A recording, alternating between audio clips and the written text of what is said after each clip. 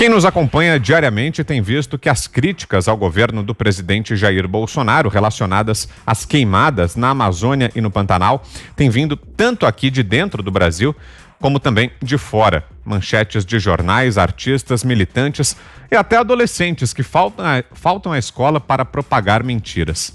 Todo mundo criticando um suposto aumento nas queimadas. Fogo, é claro, sempre ocorreu, mas nesses casos, o desejo de prejudicar o Brasil é muito maior do que qualquer chama. Hoje, em discurso na ONU, o Papa Francisco citou uma perigosa situação da Amazônia.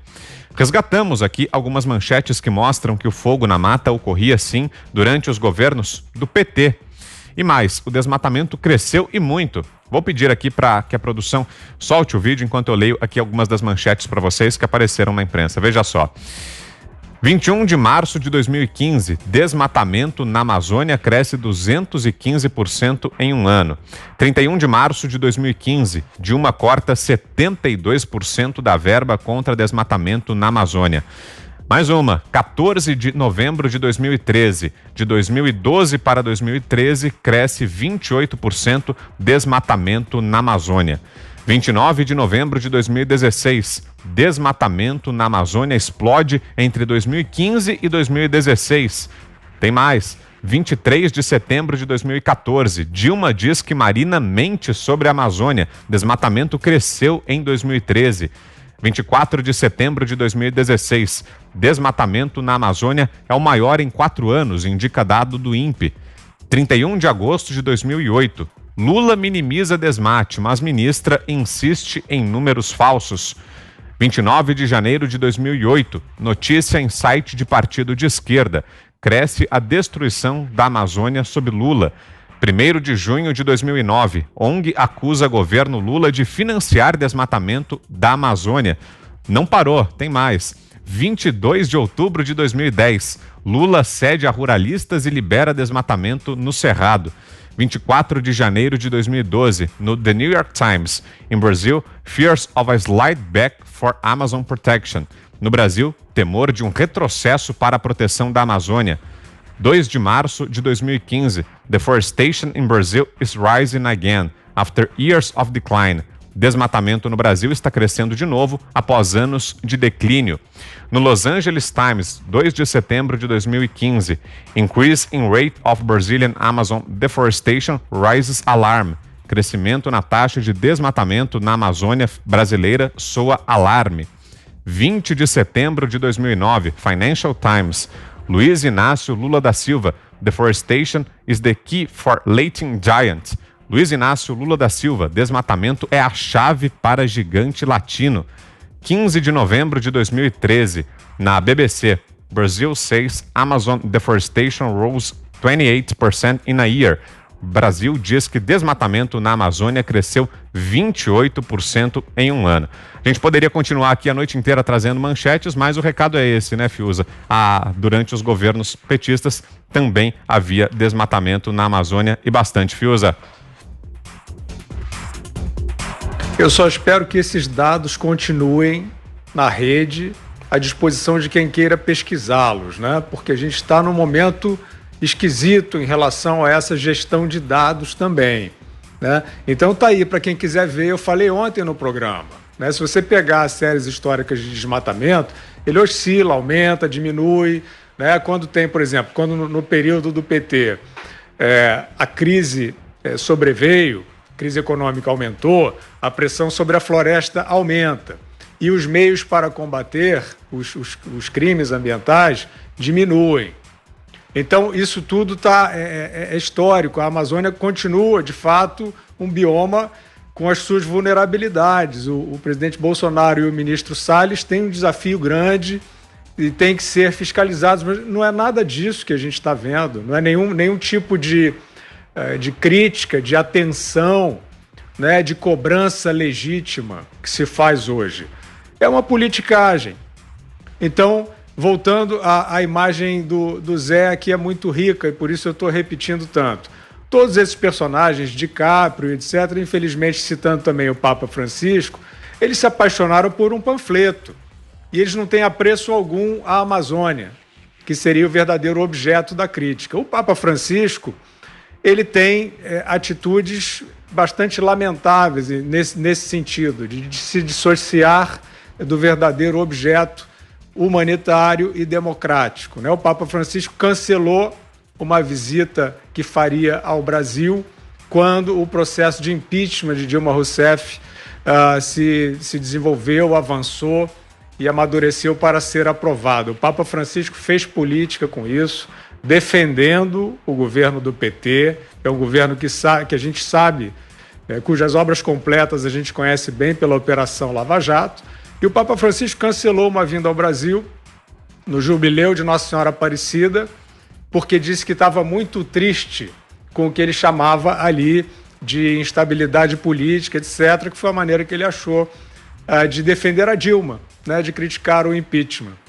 Então é isso aí, vamos prestar atenção nos objetos que são defendidos, né, e não nesses defensores bastante duvidosos aí que a gente tem visto. Ana Paula. Realmente, a frase do Zé é muito boa, né? Não é só a paixão pela panfletagem, mas é o pagamento ali quase que diário desse pedágio ideológico que essa turma precisa fazer.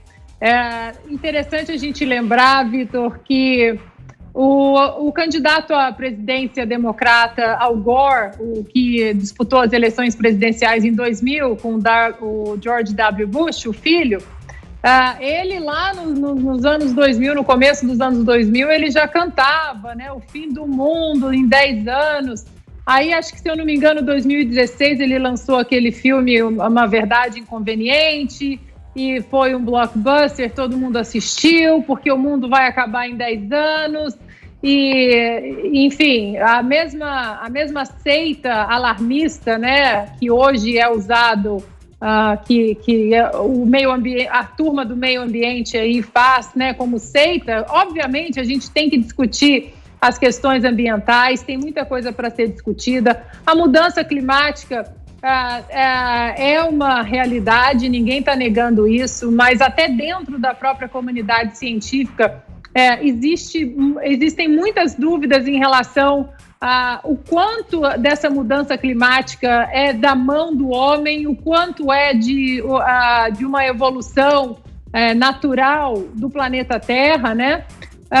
E, mais uma vez, Vitor, é tão interessante a gente ver isso tudo, e hoje a gente abre as manchetes e vê o novo Nero aí, né? Bolsonaro é o novo Nero, queimando os elefantes da Amazônia. E, aliás, contém ironia, viu, gente, no meu comentário. Mas ninguém fala dessas mudanças climáticas também, do tempo seco que vem acontecendo na Amazônia ou também no Pantanal. Ontem o presidente Bolsonaro tweetou um vídeo de uma índia falando exatamente sobre isso, né, de como as pessoas precisam ali fazer o fogo contido ali, de como o clima está seco na região. E aí, aqui na Califórnia, o estado todo em chamas, né, já há muito tempo, mas aí não é culpa das péssimas políticas do governador democrata Gavin Newsom em relação à contenção desses fogos, a limpeza dessas áreas florestais, dessas áreas, muitas em áreas federais, muitas em áreas estaduais. Aí não é culpa do político preferido dessa turma aí é culpa da mudança climática e do capitalismo malvadão. Fala, Zé. Olha, é interessante, Ana, que houve aqui no Brasil uma parasitação de setores. Certos setores do governo aqui no Brasil, eles são exclusivos para iniciados. É assim, era na cultura, era assim no meio ambiente, na reforma agrária, ou seja, só pessoas do grupo, né, do gueto. E o presidente Jair Bolsonaro fez uma campanha exatamente prometendo acabar com esse gueto e gerir o governo como um todo, né? E o Ministério do Meio Ambiente era entregue ao gueto do meio ambiente, ao ponto da presidente da República, eleita, Dilma Rousseff, brigar publicamente com a sua ministra, para se ter uma ideia da força e do tamanho que uma ministra assumiu no governo. Quer dizer, é o rabo que balança o cachorro, não o cachorro que balança o rabo, para o ministro ficar mais forte do que o governo. Por que eu digo isso? É porque entrou o Ricardo Salles, que é fora desta patota. No governo Fernando Henrique, a dona Ruth colocou uma ideia muito interessante, inovadora, boa, da participação do terceiro setor. A ideia é que esse terceiro setor pegasse dinheiro da sociedade, dos empresários, né, e aplicasse através do Comunidade Solidária, que, na verdade, era treinamento, multiplicação de conhecimentos para evitar a miséria, né, e também acabou entrando na cultura e no meio ambiente. Aí as ONGs, vou dizer, ONG é Organização Não Governamental, né? E o que a gente vê? As ONGs viraram dinheiro público. Então não são mais ONGs. Isso é outro nome, não é Organização Não Governamental. E aí houve o corte. O ministro Ricardo Salles interrompeu o corte de dinheiro público para as ONGs e mais, dinheiro estrangeiro que era enviado ao governo brasileiro com a exigência de que fosse aplicado em determinado projeto de tal ONG. E o ministro, não, peraí, se o senhor está mandando dinheiro, se essa organização lá está mandando dinheiro, nós gerimos o Brasil, nós sabemos e vamos aplicar. Se é para lidar com dinheiro público, não precisa de ONG, o próprio dinheiro público resolve o problema e administra. Esta foi a lógica do governo. E aí, meu amigo, compra uma briga com esses iniciados. Esta é a origem desta crise e faz pessoas brigarem com o próprio país. Eu ouvi de um deputado do PV que, para ele, não interessa se quebra o Brasil, não interessa se quebra o governo Bolsonaro, não interessa se quebra você. O que interessa é o que eles chamam de luta. Mas é uma luta abstrata demais. Uma luta contra quem? É contra o Brasil, é contra o produto brasileiro, é contra empregos aqui no Brasil. Esta é a realidade, esta é a disputa. E as manchetes que você leu aí mostram exatamente esta tensão e essa história. É a luta por dinheiro. Tem muita gente ganhando dinheiro nessas ONGs. E só se ganha dinheiro, só vem dinheiro do exterior para as ONGs se a situação tiver crítica. Se algum dia as manchetes forem, tá tudo certo, não tem desmatamento, aí todo mundo diz o quê? Ah, não tem desmatamento não, então tá bom, não precisa aplicar dinheiro. E aí eles se tornaram, viciaram nessa história de provocar crise para receber dinheiro. Então, é uma luta por dinheiro, por financiamento.